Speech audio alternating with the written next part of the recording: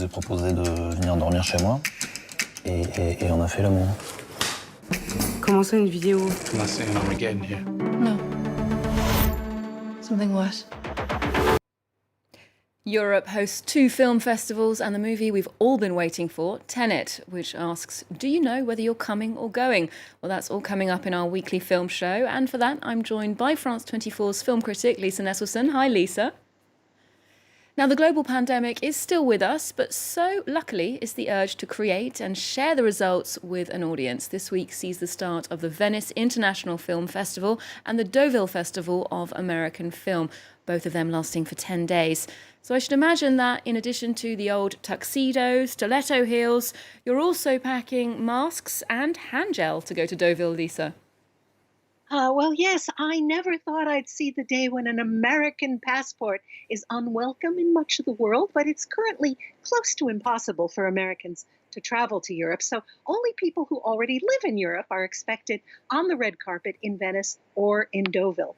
Kate Blanchett, who lives in England, will preside over the jury in Venice.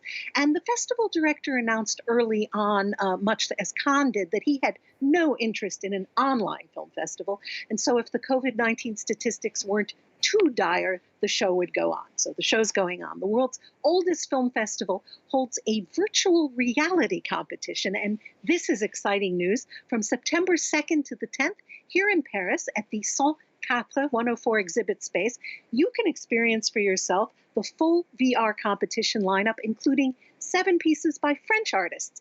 Deauville's 46th edition, dedicated to the late Kirk Douglas, 12 of whose films will be shown, is showcasing 15 American independent films in their competition. The jury president is singer and actress Vanessa Paradis. Barbet Schroeder's long film career on both sides of the Atlantic will be celebrated. Now, in 1969, he made the hippie heroin edition classic More with a score by Pink Floyd. And in 1990, he directed the unforgettable Reversal of Fortune. American writer-director Jonathan Nossiter lives in Italy, where he's an organic farmer. And his first film in 6 years, Last Words, would have been shown in Cannes had Cannes not been canceled in May. So his ambitious look at the last people on Earth, set in 2086, will premiere in Deauville, and he's attending with Charlotte Rampling. Well, indeed, let's get a taste of that film. Here's a peek at Last Words.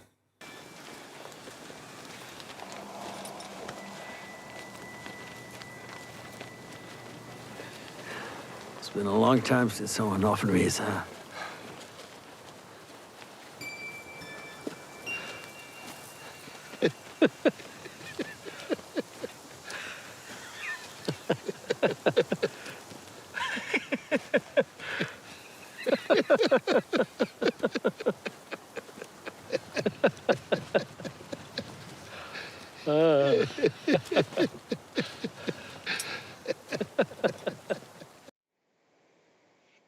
By the way, Chadwick Boseman, who just died, came to Deauville 6 years ago with the biopic Get On Up, in which he played James Brown magnificently. The film's producer, Mick Jagger, was almost upstaged by Boseman's talent. It wasn't easy getting into that press conference. And because we all have a heightened appreciation of medical professionals, or should, Deauville had the excellent idea to program films about American and French doctors. 7 medical-themed movies from the U.S. and 7 from France, all worthwhile. France 24 is a proud official partner of Deauville, and we'll be bringing you special coverage. Yes, indeed, more coverage coming up from Deauville. Well, it's now to the film that we wondered whether we'd ever see. Christopher Nolan's time travel extravaganza, Tenet, has opened in France and in the UK prior to its release in the US. It stars John David Washington, Robert Pattinson, Elisabeth Debicki and Kenneth Branagh. It's a 2.5-hour-long opus. So, Lisa, is this going to get people back into cinemas? Well, if you want to see this, passing up the chance to see it in a cinema on the largest screen available would be a massive error. And so far, it's a smash. The biggest opening of the year here in France, even with an empty seat between viewers and fewer shows a day because of the long running time. Now, Tenet is full of people doing really elaborate, possibly lethal things that most of the time they wouldn't have done, because somehow the villain is always onto them. It's not time travel as in Back to the Future, but rather into a palindrome in time. So it's like turning a slice of time inside out so you can throw it in the washing machine and it won't fade, and then reversing it back out to dry. I'm a science buff. In Nolan's previous film, Dunkirk, we had the weight of history to boost our emotions. Here, as the saying goes, the fate of the entire world hangs in the balance, and yet it's almost ho-hum. That's an accomplishment. Well, Christopher Nolan is well known for high-minded, complex ideas. Would you say this is primarily an intellectual exercise, or could it also be a popcorn movie? It's definitely cerebral, but it also caters to the tradition of popcorn movies. If you mean popcorn served not hot and buttered, but each kernel perfectly chilled. This is craftsmanship in the service of momentum. Now, Washington is watchable, but he's not fun to watch. He's the protagonist. He doesn't say he's the hero, although he might be. Okay, let's see that protagonist at work. Well, what happened here? Hasn't happened yet. There are people in the future who need us. They need Tenet. We need to save them here and now. It's reversing the flow of time. Doesn't us being here now mean it never happened? Now, Washington was absolutely perfect in Spike Lee's Black Klansman, playing a real-life black cop who managed to infiltrate the Ku Klux Klan. Nolan is too smart to have cast him if he didn't want a low-key cipher, but I'm not sure why. Branagh plays a self-made Russian bad guy. He has loyal henchmen, vast wealth, and a sadistic streak. He seems to come from Villains Are Us. The stunt work feels real. Nolan still shoots on large-format celluloid film and avoids digital effects as much as he can. Now, the opening in a Russian concert hall is fab. We're treated to a very imaginative battering ram, a very imaginative chase scene, and boats with sails that look like the Dubai skyline plop down into the water. There's a lot to enjoy here. But when it comes to bending time, I know of no more moving example than Superman flying backwards across the equator to reverse time and resuscitate Lois Lane. Yes, a very romantic special effect there. Now, you mentioned that Nolan tries to steer clear of digital effects. A new French comedy tackles the effect that digital life is having on ordinary people, especially through their phones. Tell us about Delete History. Joyous iconoclasts Benoit Telepine and Gustave Kervern have a track record for depicting the little guy up against the ironies and annoyances of modern life. In Delete History, three outstanding French actors get the tone just right as residents of a featureless housing community who met at their local traffic roundabout during the Yellow Vest protest. France's leading stand-up comic, Blanche Gardin, plays a put-upon woman whose husband and son have moved out and who has to come up with a small fortune or a blackmailer will post a compromising video.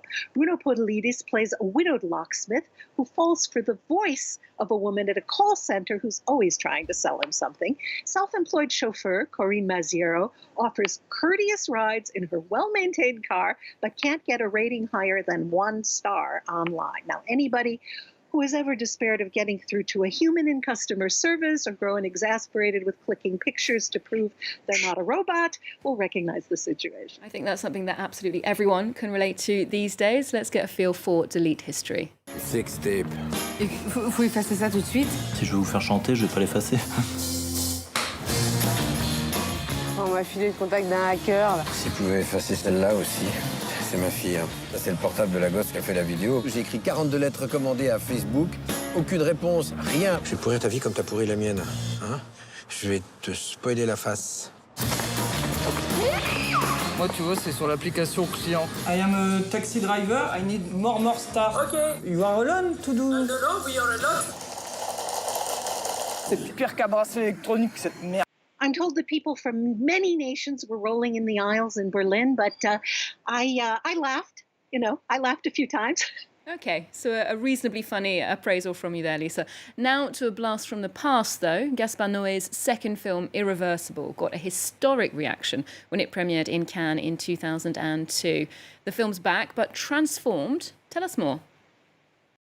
Well, 20 people fainted, and a high-ranking Cannes fireman at the time said that he'd never seen anything like it in 25 years of service. Irreversible is told backwards in long, uninterrupted takes strung together. Now, in the original film from 18 years ago, we're plunged into a gay nightclub where an incredibly brutal murder takes place, which we later learn is revenge for an incredibly violent rape.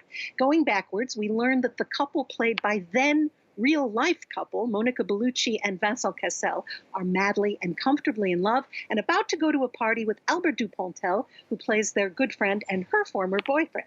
From these basic building blocks, Noé fashioned a kinetic adventure I've always found riveting and rewarding, but it's a film à scandale that really did cause a scandal.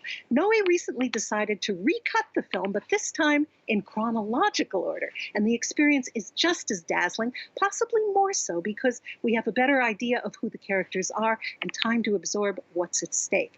Bellucci is astonishing, and the dress she wears to the party is one of the most perfect costumes ever devised.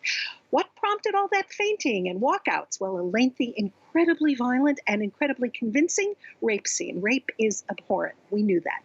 But because Noé is an artist, he shows us ugliness and brutality that is never gratuitous and is eye-opening. This film is one of the best arguments I know of against the literal-minded notion that to depict violence is to condone or encourage it. The original film and the new edit are both in theaters if you want to compare. Thank you very much for the tip, Lisa, and for that weekly roundup. We'll leave you with Gaspard Noé's irreversible Inversion Intégrale, or Total Inversion. Remember to check out our website. We're also on Twitter, Facebook and Instagram. There's more news coming up on France 24 just after this.